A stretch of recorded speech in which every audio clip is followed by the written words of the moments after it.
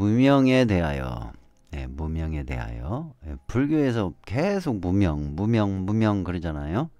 무명. 무엇이 무명인가?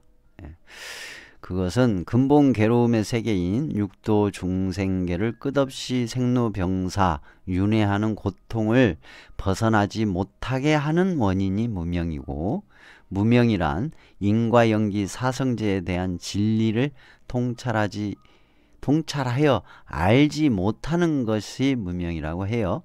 그래서 그거를 좀 덩어리별로 보면, 내가 몸으로, 말로, 생각으로 행한 것을 원인으로 태어나고 늙고 병들고 죽으며 삶의 모든 기쁜 일들과 화나는 일들과 슬픈 일들과 즐거운 일들과 괴로운 일들이 일어났다 사라지고 존재하거나 일어나는 것은 조건에 의해 일어나는 현상일 뿐 영원하지 않다는 것, 무상을 모르는 것이 무명이다. 두 번째는 중생은 괴로움에 노출되어 있다는 진실을 모르는 것이 무명이다. 그리고 세 번째는 가래와 집착으로 괴로움을 만든다는 진실을 모르는 것이 무명이다. 네 번째는 가래와 집착을 벗어나면 괴로움에서 자유로울 수 있다는 것을 모르는 것이 무명이다. 다섯 번째, 괴로움의 소멸로 인도하는 것이 십선업과 팔종도라는 것을 몰라서 실천 수행하지 않는 것이 무명이라고 볼 수가 있다. 무명이라고 한다. 그래서 무명의 제거 방법으로 부처님께서 이제 제안해 주셨어요. 무명을 제거하는 방법. 첫째, 내가 몸으로, 말로, 생각으로 행한 것을 원인으로 태어나고 늙고 병들고 죽으며 삶의 모든 기쁜 일들과 화나는 일들과 슬픈 일들과 즐거운 일들과 괴로운 일들이 일어났다 사라지고 존재하거나 일어난 것은 조건에 의해 일어나는 현상일 뿐 영원하지 않다라는 것을 관찰하고 숙고하고 사유하고 바른 삼매로 꿰뚫어 알아 무명을 제거한다. 그 다음에 두 번째, 중생은 괴로움에 노출되어 있다라는 진실을 관찰하고 숙고하고 사유하고 바른 삼매로 꿰뚫어 알아 무명을 제거한다. 세 번째, 가래와 집착으로 괴로움을 만든다는 진실을 관찰하고 숙고하고 사유하고 바른 삼매로 꿰뚫어 알아 무명을 제거한다.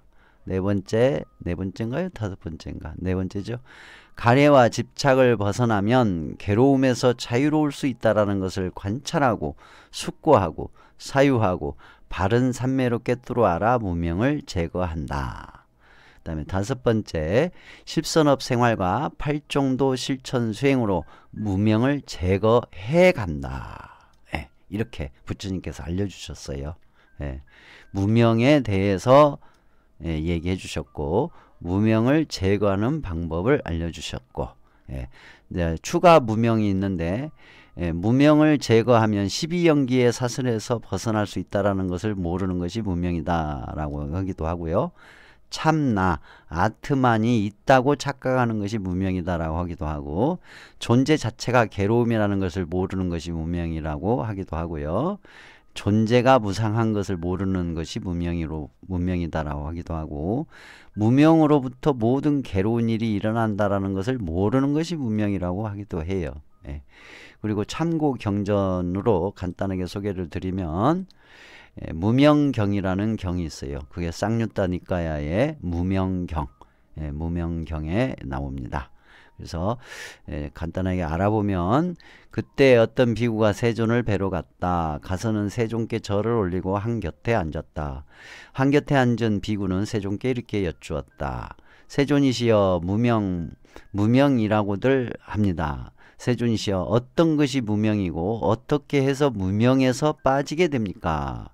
비구여, 괴로움에 대한 무지, 괴로움의 일어남에 대한 무지, 괴로움의 소멸에 대한 무지, 괴로움의 소멸로 인도하는 도닦음에 대한 무지, 이것을 일러 무명이라 하고, 이렇게 해서 무명에 빠진 자가 된다.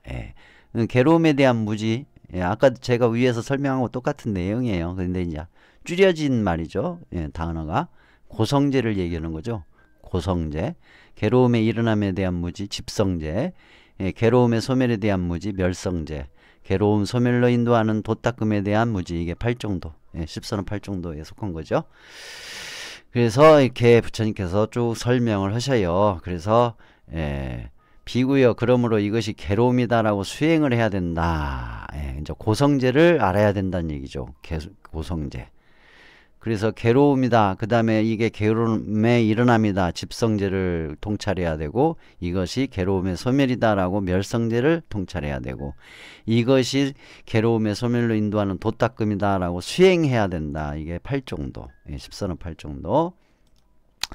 그 다음에 본업경이라는 곳에는 무명은 일체법을 밝게 알지 못하는 것을 말한다. 일체법이라는 것은 불교에서 법이라는 거, 일체법이라는 거, 아까 얘기한 거, 인과연기법, 고성제, 집성제, 멸성제, 도성제를 말하는 거라고 보시면 돼요. 구사론에서는 무명의 모습은 사성제와 삼보 및 업의 원인과 결과를 모르는 데 있다. 똑같은 내용이죠.